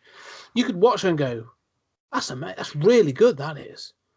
There's a lot going on there. Like, if you actually, I tell you what, you take out that market scene at the beginning, and they explain to you, yeah, they're on a mission. So they're agents, and they're going to infiltrate this market. It's interdimensional. So you've got to wear this headgear and these gloves in order to interact with this thing in this other dimension, and you can sort of pass through into it through this technology. And then you get all this stuff of what it looks like. And then, like you said, the ludicrousness of seeing like people just wandering around in the desert, but they don't see that. They see walls and stalls and all this other stuff. Okay, take that out, stick that somewhere else. Brilliant. That in itself is really good. Now let's take that bit on the beach where the aliens, the Avatar, the planet Mule, take that out, and just that from beginning to end, from the moment she gets out of bed to the moment the planet's destroyed.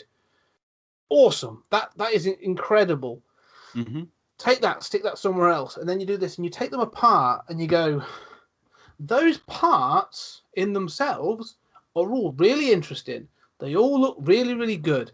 They all work in themselves. Put them together in any old bleeding order, all of a sudden, doesn't work for me. You're right. I agree 100% with what you're saying. And I think that's the problem. If I was to watch this as... If I will take this as those bits. There are bits I could go back to. It's a bit like, to me, and it's always a shout out that, do you remember when Watchmen came out? Zack Snyder's Watchmen, and the thing that everyone was lauding was the opening credits. And I was thinking, if that's the best thing that everyone's lauding, this film's got some real problems. And this film is similar to that in that, like, it's a really long film. It's overly complicated. It's got some silliness in, but the best stuff is at the beginning, at the end. And I'm a bit like, that to me cries problems. I also think they say it's got very Eurocentric sensibilities. In that, having read, and weirdly, I've read Incal, I've read Meta Barons, and I've enjoyed those comics. And for some reason, they work as a comic. But it's again that thing of adaptation, isn't it? Like, you can't always adapt things in the same way. And I think this shows it, really, that you can't adapt. You can't adapt like a French comic as a French comic. Yeah, there definitely is that sensibility. I find myself thinking about, I don't know. I mean, I like that this movie makes me think. You know how we talk about like anime, we talk about, manga. One of the biggest things that you have to adapt when you're taking most anime, they don't do it anymore, I think, unfortunately. But when you take an anime and you bring it to a Western audience, all of a sudden everything has to have an explanation. And traditionally in an anime, you just have an alien show up, right? You have a very serious show in which all of a sudden, like, there's some magical thing that just is there for an episode or two. There's no sense of genre consistency or even having explanations for stuff. And I think that, we, especially with these blockbuster movies and shared universes, sometimes don't have enough genre consistency. But we have those ideas in the West. In France, it seems as if not all, but most French science fiction, I think this is true of science fiction movies. I think it's true of science fiction comics in France. It often does something of the same thing, where there's just okay, this is an idea. So many celebrated French sci-fi series. It's like, okay, well, you've got ancient Egyptian gods visiting the Earth. I guess they were the same. I guess ancient Egyptians saw this. I mean, it doesn't really matter. It's beautiful. There's a, film noir kind of, vibe to it. That's weird. And that stuff is hanging in museums in France, I mean, there is a sort of like, we have these ideas of a controlled narrative, and I have them too. That's usually what I will celebrate. But there is that sort of like embrace of science fantasy as science fantasy that's like, if you're going to go that other direction, just throw in the kitchen sink. Why not have a leprechaun? Throw him in there in the middle if it's going to be a cool idea. But I like what you said about sort of like episodic. Like if this were a series on a streaming service where you just chop it into chapters and you just have that little bit of a pause, and it's like you have to click a button to go to the next chapter, right? Where it's like next, you've had that opening, you get the dream sequence, you get the, the big, you just be blown away by one after another. We'd probably be on social media saying, "Oh my God, you have to see Valerian." I agree with that, and I do think that it feels too long, especially as a movie. It's weaker altogether. But I often, I always come back to, the fact that all of my complaints I have about other movies that I'm willing to forgive. I mean, it's a 2.5-hour movie. I've never been through a 2.5-hour movie that I haven't thought this needs to be 40 minutes shorter. And in most of those movies, I can't stand the climax. I spend 40 minutes of it just, twiddling my thumbs, looking at the person next to me saying like, you are enjoying this way too much. What am I missing? And I don't feel that with this. No. Yeah, I get you. The idea of this being a series would be quite cool. I can imagine it being a good. I could imagine them doing that, and I think that would be quite cool. Because you could have different tone and different characters in each one. Because the Mandalorian is very much that. It's a travelogue of adventure. Like each episode is Mandalorian walks into a different location, and he then has to go into and he enters somebody else's story. That's it's that sort of the wandering Ronin. That's exactly what it is. And you can get away with that. So, like you say, one week, he can walk into a comedy. Well, he wouldn't do that, but they can walk into this story, then that story, and then that story, and that you can do that in episodic TV, especially if you were aiming sort of like shorts. If this was like 4 or 5 episodes, and you could really, that'd be great. I think it would work better. But again, it's not. It's a film, and film works in a certain way. And so again, I do think of the thing with this film is I think about other films where they have tried something similar, and it hasn't quite worked. It's either it's a director on out of control, or the sort of, because this feels like Luc Besson having been given, here's a big budget, do your thing sort of thing. I think of like other films where this happened. I think of like Waterworld, or Clive Barker's Nightbreed, or there's a couple of others I can think of, but like those films where you go, there's a way of fixing this film. Like and I would say Valerian isn't terrible. If I'd sit down and watch it again, I could sit through it. There's bits where I'd be like, I'd probably check my phone in the certain bits, and I'd know to disengage from the character stories. Okay, just enjoy the visuals, just enjoy what's going on. Fine. But like I do with Waterworld and like I do with like Nightbreed, I watch those films and I go, I know these aren't good films, and there's a way of, and frustratingly, it's sort of like just 2 degrees to the left, Yes. and it could have been fixed, and I sort of feel like that with this film. It's like there's just, like you say, when this film works, like it really works, like because it's really interesting.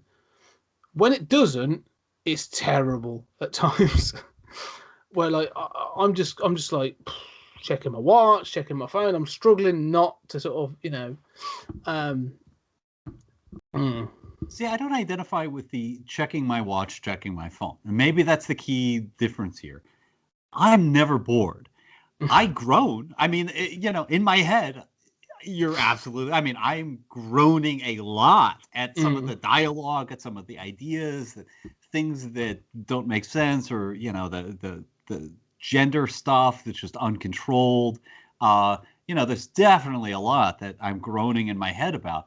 But like, as you say, there's a lot that's good. You're talking about that conclusion where the pearls come out and they grasp hands, and there's just a visual of these stark, beautiful aliens holding hands, being ready to be gunned down in front of this portal that makes no sense, that apparently goes into a VR simulation. I mean, on a spaceship that's about to take off. I mean, none of it makes any sense, but I don't know. I never feel myself bored. And I feel like I watch most movies and I sort of feel like, yeah, there's a version of this that would be better. And that, I'm used to watching movies and sort of thinking like, if I'm engaged enough, I think, okay, how would I rewrite this? And you do the same thing. You come up with brilliant ways of, easy tweaks that make the movie a lot better. But I feel like, I mean, in some ways, this is a movie that is impossible to navigate outside of sort of understanding the conventions of big budget Hollywood blockbusters. I mean, it has all of them. On the other hand, it's so unapologetically itself and out of control. And I sort of love it for that. The thing is, I think, we say about Hollywood blockbusters, and, we've referred to several, whether it be the MCU or the DCU or Avatar, and we've referred to others. The question I have, though, would be, so why is it they make $1 billion and this didn't? And that's the sort of thing, because the idea, let's say, the ideas are there, so the visuals are there. There's nothing in this that looks cheap. It all works. And one of the things I think we've learned in modern cinema is I think they've learned to. Well, firstly, a lot of those had an IP that's already recognisable. That's almost like, you have a built-in audience where Valerian doesn't really, but it does in France, I'm sure, in other comic circles, but it's a very small niche. But then I look at things again, like, films that we've both mentioned. I actually really like Guardians of the Galaxy. It's good fun. It's got certain things in it. So you're right. Some parts don't make sense. Some parts are a bit cack. But that has what differentiates it from what's the difference between Guardians and Valerian?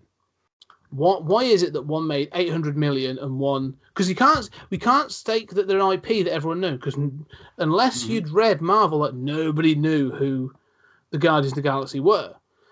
But you, like you say, you have a film with a talking raccoon and a tree, and Dave Bautista, a former WWE wrestler, running around as a green guy with knives. Like, it's. Why does that work? Why did people invest in that but not this? I think that is the question. Okay, I mean, let's pursue this. I think Guardians of the Galaxy is borderline unwatchable. Really? I watched it in a theater. I watched it with actually another comic scholar who I won't name, and I groaned. I mean, it was one of the most miserable experiences of my life. It was like watching, Ant-Man 2 was the same way. Black Panther was so bad I couldn't get through it. You know, and they're just that rubber band just kept straining and straining watching Guardians, and it just like it strains, and then I'm like, oh, okay, this is a cool scene. I sort of see what they're doing here, and then it strains again, and eventually it just keeps doing it and doing it and doing it until it doesn't know that it's broken, and it's so far broken, and none of the characters make any sense to me. If they make any sense at all, it's through a series of cliched moments. And I see what they're doing. It's paint by numbers where it's working and where it's not working. It doesn't know how horrible it is. And I am abjectly miserable watching those movies. I mean, I feel physical pain. Valerian, what I can't stand, okay, is that, Valerian has, I agree with all of the things that you've listed as flaws. To me, all of those flaws are in those other movies too.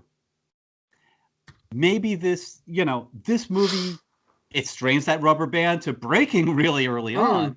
But certainly the objection can't be that it has problems or makes no sense or the characters are flat or, all of those are problems with movies that have been tremendously successful that people love.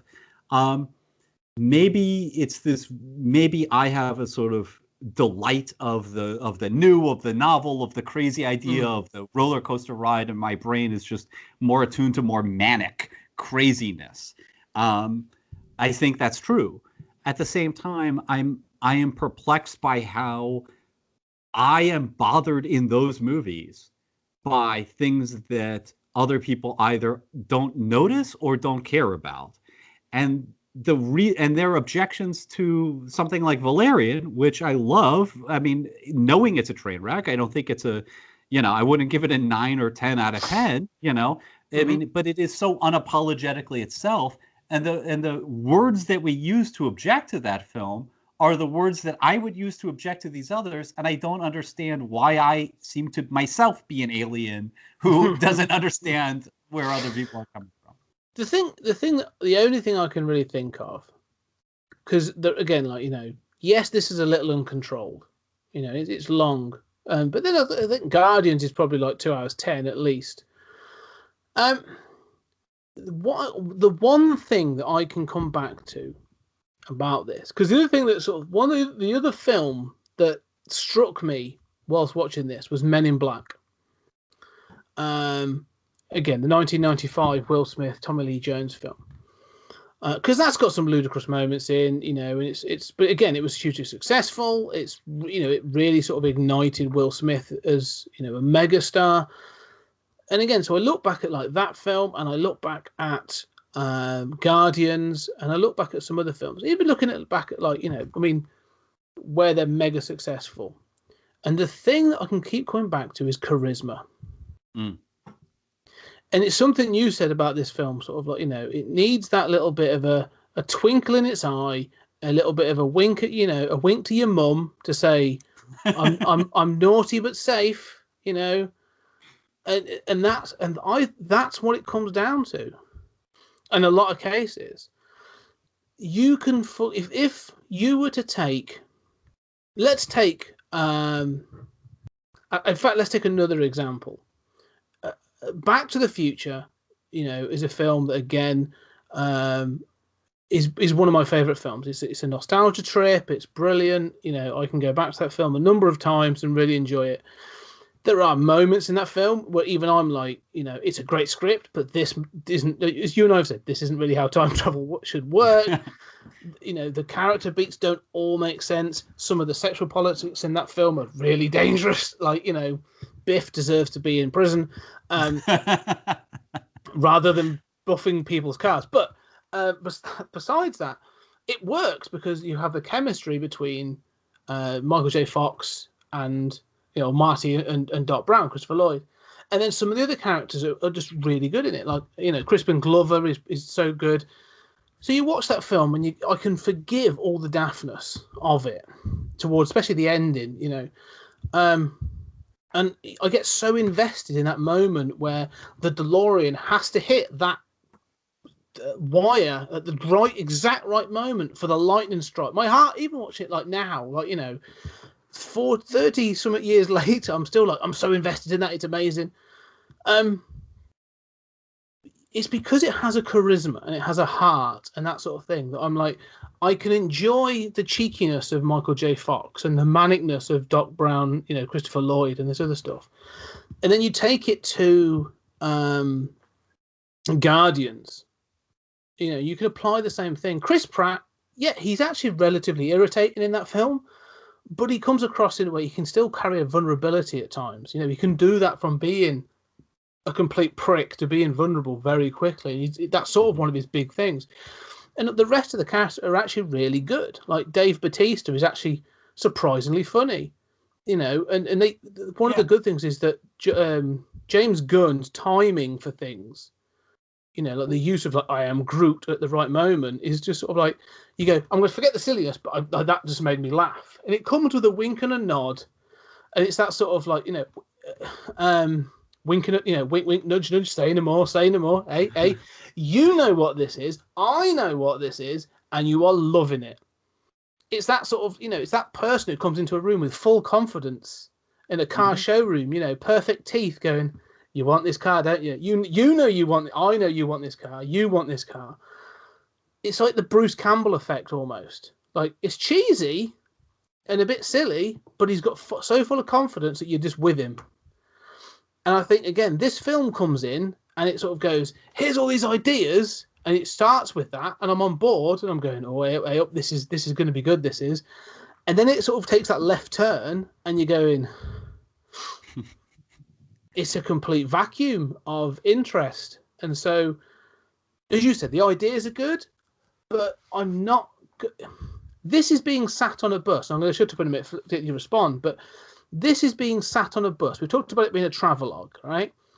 And there's a difference between sat on a bus, but with Bruce Campbell, who's keeping you, who's cracking jokes and keeping you awake and telling you all these things about what you're seeing out the window, or being sat with George W. Bush, who's basically just going, and there's a ball of the world's biggest ball of string. There's a hay bale. Like, do you know what I mean? Do you think this movie is that boring? I mean, like there's a ball of string. It's like somebody's putting a jellyfish on their head. But I don't. The thing is, it's fun to watch because visually, again, the way that scene is the looks is great.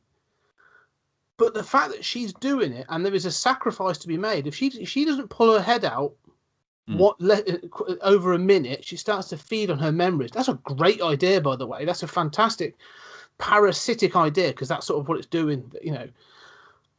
I don't care because she is so bland and so devoid of charisma. Both of them are so devoid of any charisma or any spark. I don't care enough where I'm like, you say, that's a good idea, that is, but it's not. Come back. Let's go. Anyway, I'll let you respond because I'm still thinking like the Grant Morrison analogy and when he works and when he doesn't work. Yeah, and it's a similar thing. Well, I mean, all I have to say is this thing about charisma. I think you're right. I mean, essentially, there's a version of this movie that's cast differently, that's maybe edited a little differently, that could have been at least performed better. It did okay at the box office, but it's another, we're talking about John Carter. It's another $200 million movie, most expensive European film ever made. I mean, it recouped that money, but it didn't really recoup it. I mean, its box office was more than its budget, but it wasn't a multiple that justified a sequel. But what you said, so yeah, okay. When we talk about art, obviously, movies want to make their money back. You want, anytime, I don't care who you are as a writer, you want somebody to like your work, to engage with your work to some degree. You make compromises to do that. I'm not saying that this is like some pure, brilliant work of artistry that refuses to compromise. But the idea of, you're right about charisma. I think you're right about the actors, but to me, what I hear is like I'm not immune to those things, but what I hear is this sort of like personal touch of liking the actor. You know, how often have we talked about movies where we just say, "Oh, so and so is fun to watch," right? And yeah, they're fun to watch, but I think that I don't know. I come back to feeling like my brain is different, feeling like I am myself an alien. And there have many times have I seen somebody who is charismatic with other people where, you know, I'll be like, yeah, I mean, I'm not immune to that, but, you know, it's a show and it's a little more transparently a show to me than it is to the person sitting next to me. And I'll say, like, yeah, I agree with everything they're saying. However, this point doesn't really make sense. And have you thought about this? And it's just like none of that occurred to them because they were so charmed. And maybe I'm just, you know, less affected by charisma fields than other people. Maybe I just have a little bit of a, you know, Aspergery tendencies in my brain that I see that as, you know, you're doing a performance. I see the way in which you're triggering this in my brain and in the person next to me, but I'm watching the gears turn. So maybe it just affects me a little less. And maybe that means that I mean, I think you're right that especially with Valerian and Lorelei, it is a kind of soulless exercise, you know. But if I watch this movie with the sound off, I'd be like, this is the most amazing thing. Like, I love this movie. I don't know what's going on, but I want to know more. I'm so charmed by it. So I don't know. I mean, we both like Starship Troopers. The acting is not great in Starship Troopers. No. Okay. I mean, half of that is a dumb 90210, you know, romantic thing. I mean, yeah, there's a little bit more charisma. There's, you know, you kind of like those characters. They smile at the camera. But let's make the comparison. That film also knows exactly what it is. Yeah. Weirdly, the audiences didn't, but that film knows exactly what it is. And you and I met it at that level, and we're both like, oh no, this is Verhoeven taking the piss out of the American military. Like, you know, and it's totally that. It's making fun out of propaganda films. Like, you know, it's taking the mick out of Top Gun. It's taking the mick out of all those other types of films. And you say again about charisma, and you know, I think about Men in Black. That first Men in Black, it's well written to the extent of it's good fun. Like, it's rewatchable, and you've got that perfect pairing of, you know, the straight man and the silly person, Will Smith and Tommy Lee Jones. Like, they timed it. It just became pitch perfect. Maybe one day we'll talk about it. Is it a great film? No, it's got some real problems. But because of the sort of the charisma and the charm that came with it, it became a huge success. They recently made Men in Black International with Chris Hemsworth, and I'm blanking on the woman's name. She's Valkyrie, and she's in Creed and things. She's really good. I've seen her in things where she's great. That film is awful. It is dreadful. And again, it's where they've got like this thing of like they did not know where they were pitching it, and so you go, and it's sort of similar to this where you've gone, wrong people, wrong tone to you know, so it sort of falls apart. And again, like you say, with this, I think if you're going to spend 60 million, cast who you want, do what you're going to do, because it's probably going to recoup its money back. 100 million, yeah, all right, you're going to get some people involved and go, look, we want at least a name involved in this. I want Dane DeHaan. Fine, have Dane DeHaan. It's going to pull certain people. It's a bit weird. And they've got Cara Delevingne. Yeah, she's hot and people are going to be interested in that. 200 million, I think it was 170 million to 200 million. Right. I want a franchisable name. I want this. I want, if you're spending all the special effects, like, I want someone that can carry this, and I want to see the dailies. I want to see how that love interest is going to pan out. I want to be able to make toys of this. Where's the toys? Where's the Happy Meal tie-in for this? And I think that's you say about compromise, art and compromise. The more someone is giving you money to spend on something, the more you have to compromise. It's just the way it is. So if Luc Besson wanted to make his weird gender fluid, message film about imperialism in the West, fine. But you can't do it. You can't take it to whoever paid for this film and say, I want 200 million, please. And then say you're going to do this. Yeah. I mean, I have heard other people say, like, how did this movie get made? Yeah. Right? Oh, there's a documentary behind this I'd love to see. Oh yeah, absolutely. But I mean, I think, first of all, it's Luc Besson. Mm-hmm. Like, yes, he has got a great track record. He, is by far, look, I mean, if you're going to do an ambitious blockbuster that you're going to throw 200 million at, you have a reason for doing it, right? I mean, this is predominantly European money. Mm-hmm. We're going to take a crack. We're going to invest our money and try to do that as, the small guys. And we're going to use European subject matter, and we're going to use a European filmmaker, and we're going to, go to the big table. The previous most expensive European film was Asterix, and then before that, just a couple million less, was The Fifth Element. So Luc Besson, as sort of the French Spielberg, he's the guy to do it. He can do Taken. He knows, he knows the international audience. It's going to be, we need some sort of sci-fi concept. All right, well, this inspired Star Wars. Star Wars is a ripoff. I mean, I'm exaggerating, but, it takes elements from many, many things. But this is one of them. This has that pedigree. We've got the director to do this.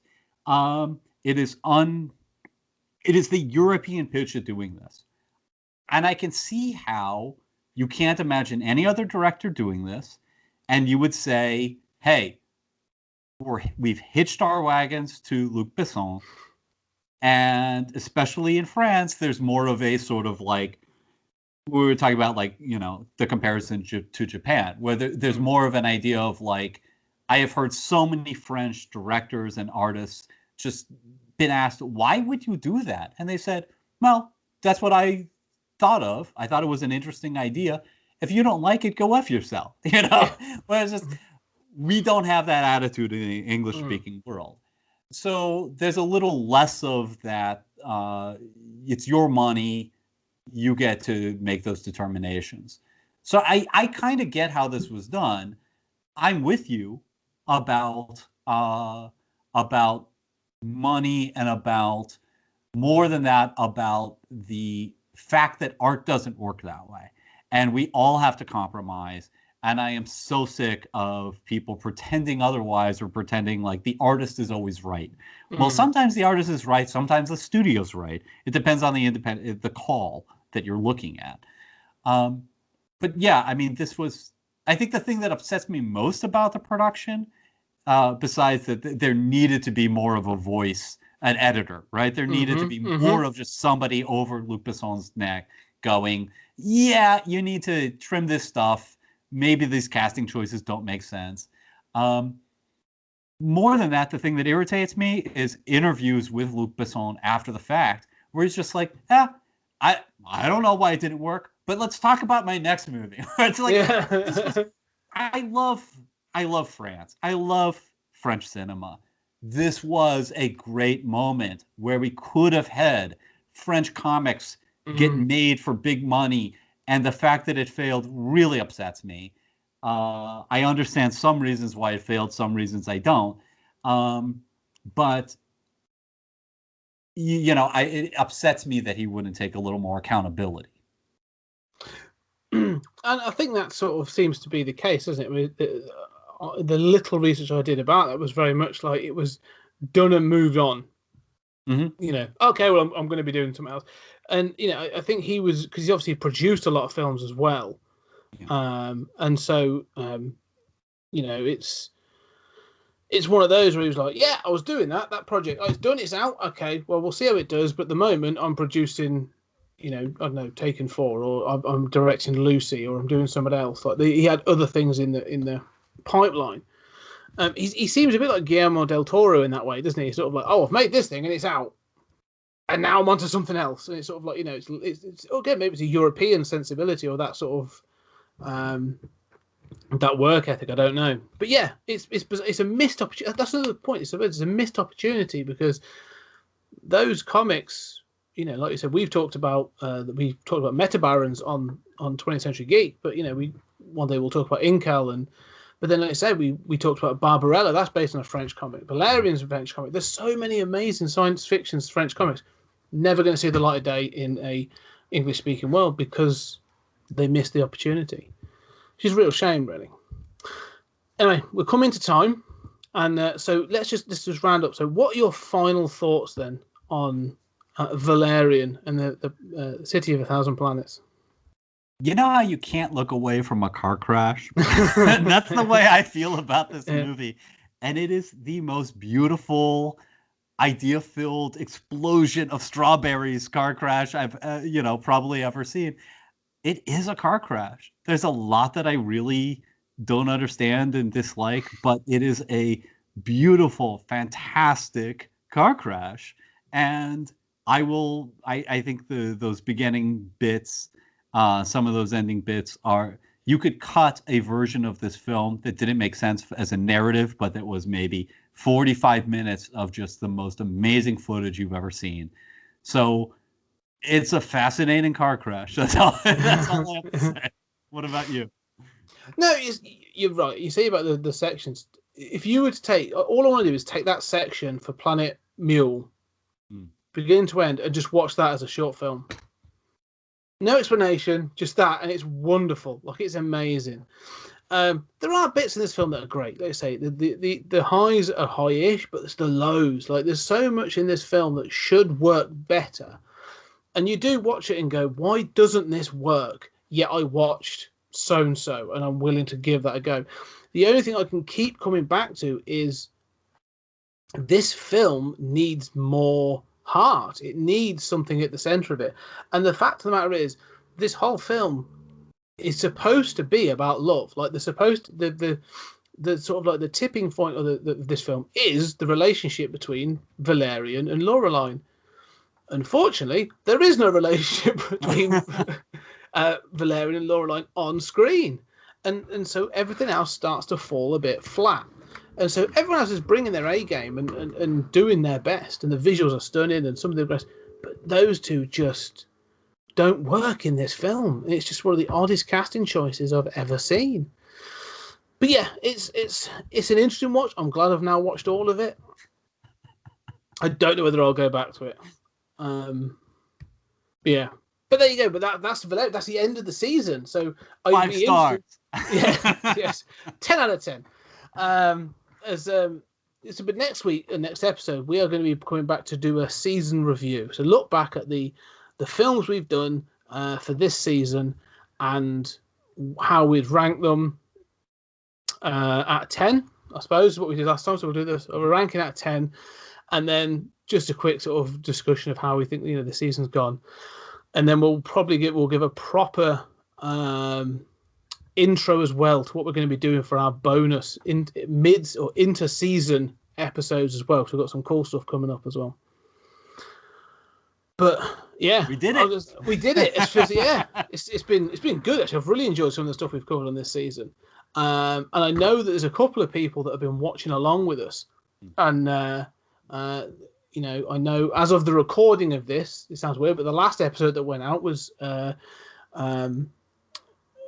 Mars Attacks, and people have had some interesting views on it. So please keep getting in contact with us. Let us know what you think. Let us know as you watch the films.